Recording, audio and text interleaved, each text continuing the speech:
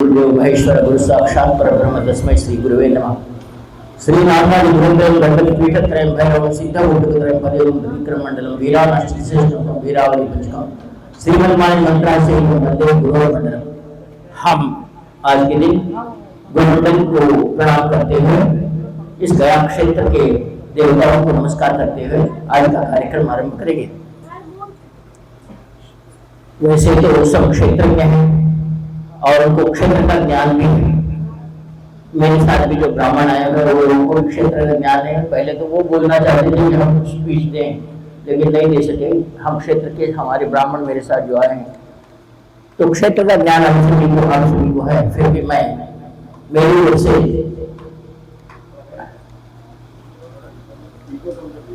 आपको इस क्षेत्र का ज्ञान देता हूँ कि क्षेत्र की महत्ता क्या है।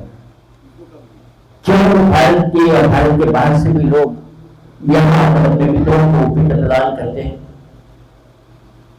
और अपने मित्रों को मोक्ष दिलाने का काम करते हैं या मोक्ष प्राप्ति होगी ऐसा कहते हैं।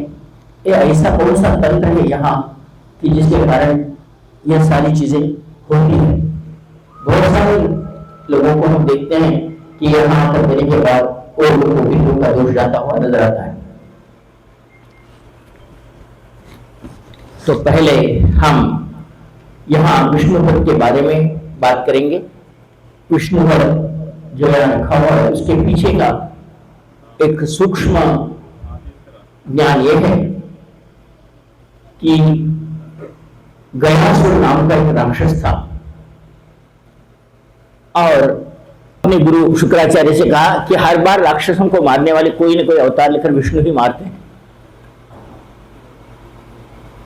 तो उन्होंने अपने शुक्राचार्य को कहा, प्रभु ऐसा करने से कि असुरों को भगवान विष्णु ही मारते हैं, क्यों न हम इस बार भगवान विष्णु की आराधना करें और विष्णु को अगर प्रसन्न करें तो मारने की प्रशंसा मारने का ये काम ही नहीं होता। तो मैं चाहता हूं कि मैं विष्णु भगवान की आराधना करूं। गयासुर ने विष्णु की आराधना आरंभ की। उसकी तपस्या इतनी तीव्र थी कि भगवान वैकुंठ में विष्णु के स्थान में भी वहां उसकी तपस्या की ज्वाला वहां तक गई। भगवान विष्णु का ये कौन तप कर रहा है, मेरे पास तक ज्वाला पहुंच गई।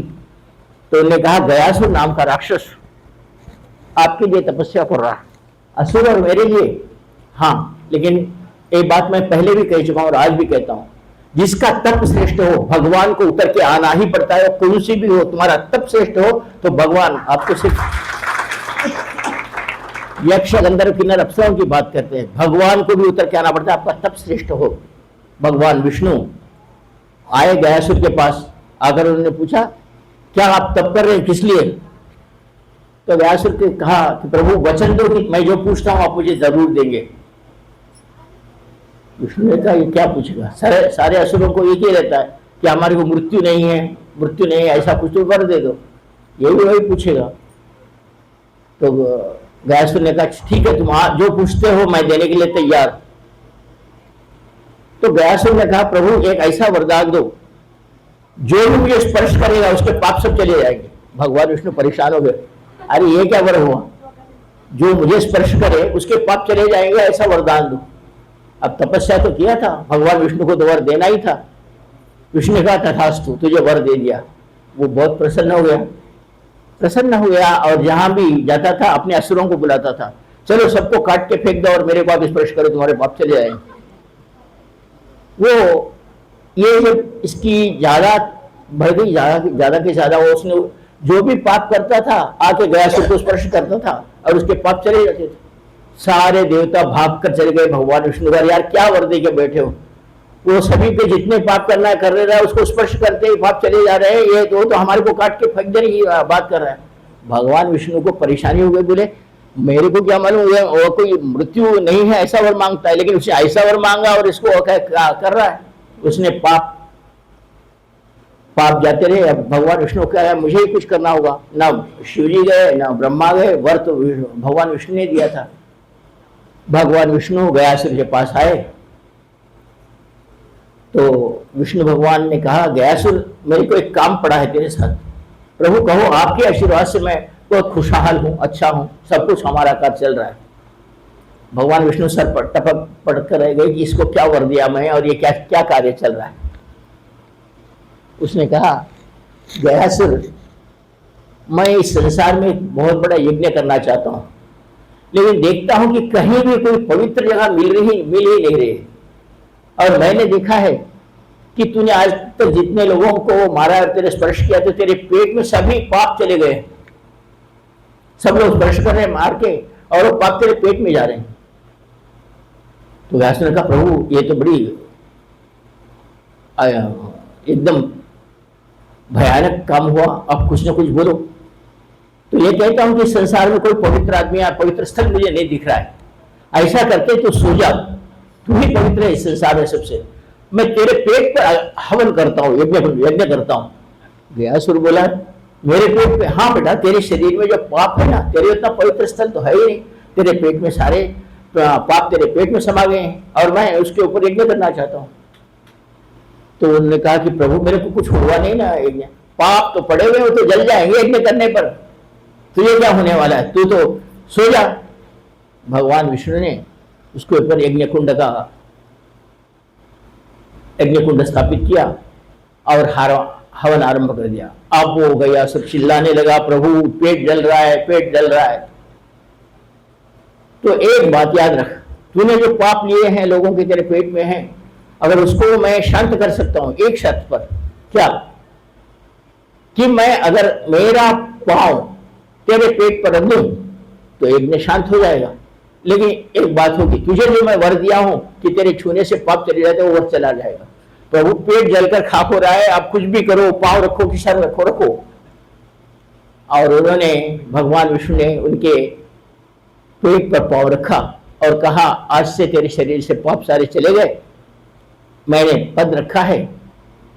तो उसने कहा, प्रभु इतना सब कुछ हुआ, तुमने मेरा वर बहुत ही चालाकी से मेरे पास से वर ले लिया, और मैं भी मूर्ख तुम्हारे से कहा, मैंने पंगा विष्णु भगवान से लिया है, अब आज मुझे याद आया।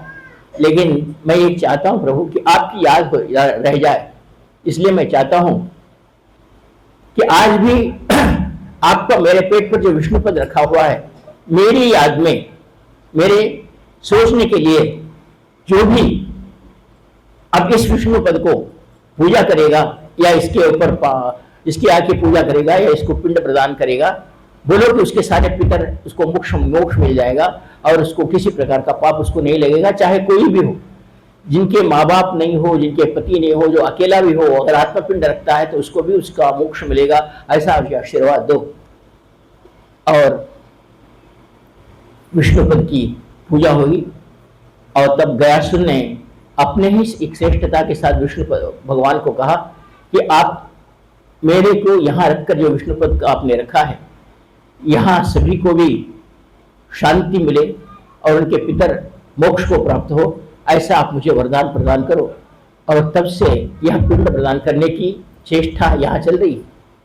तभी भगवान विष्णु ने कहा कि गयासुर, आज से यह क्षेत्र गया के नाम से ही श्रेष्ठ कहलाएगा और यहाँ मैं श्रेष्ठता के साथ मेरा पद की पूजा होगी।